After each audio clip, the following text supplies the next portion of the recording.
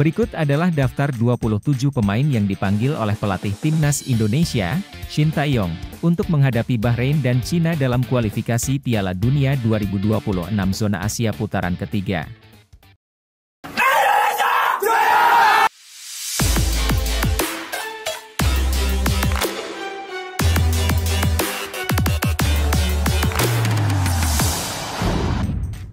Posisi penjaga gawang. Martin Paes, kiper berusia 26 tahun yang saat ini membela FC Dallas di Major League Soccer, MLS, Amerika Serikat. Dengan tinggi 191 cm, nilai pasarannya mencapai 26,07 miliar rupiah. Hernando Ari Sutaryadi, kiper muda berusia 22 tahun dari Persebaya Surabaya, dengan tinggi 178 cm dan nilai pasaran 4,3 miliar rupiah. Nadeo Argawinata, kiper andalan Borneo FC yang berusia 27 tahun, memiliki tinggi 187 cm, dan dihargai 5,21 miliar rupiah di pasar transfer. Posisi pemain bertahan. Mees Hilgers, bek tangguh berusia 23 tahun dari FC Twente, Belanda. Dengan tinggi 185 cm, ia memiliki harga pasaran fantastis sebesar 121,67 miliar rupiah. Jay Itzes, pemain bertahan berusia 24 tahun dari Venezia FC, Serie A Italia.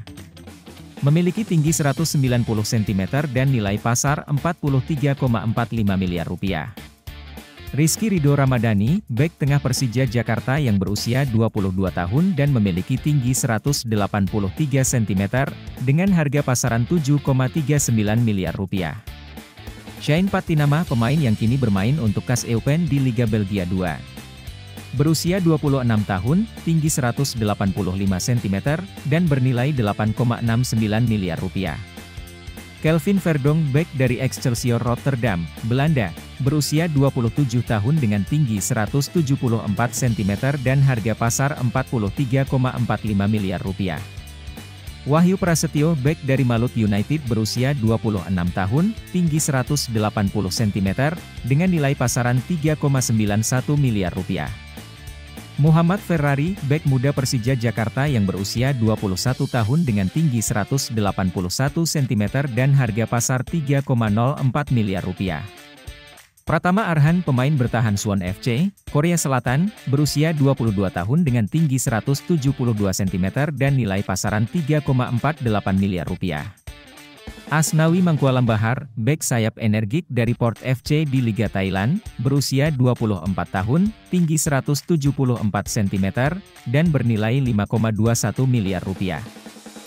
Sandy Walsh, pemain senior berusia 29 tahun yang bermain untuk KV Mechelen di Liga Pro Belgia. Tinggi 184 cm, harga pasaran 22,60 miliar rupiah. Jordi Amat, bek veteran berusia 32 tahun dari Johor Darul Ta'zim, Malaysia. Dengan tinggi 185 cm, ia memiliki nilai pasar 1,91 miliar rupiah. Posisi pemain tengah. Tom Haye, gelandang Almere City, Eredivisie Belanda, berusia 29 tahun, dengan tinggi 187 cm dan nilai pasar 52,14 miliar rupiah.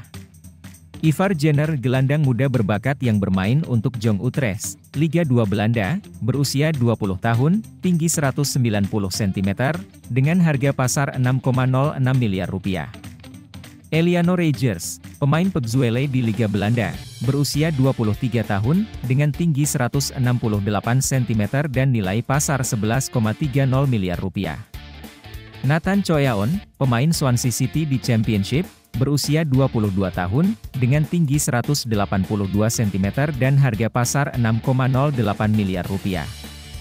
Ricky Kambuaya, gelandang Dewa United, dikenal akan stamina dan visinya, berusia 28 tahun, tinggi 174 cm, nilai pasar 4,78 miliar rupiah.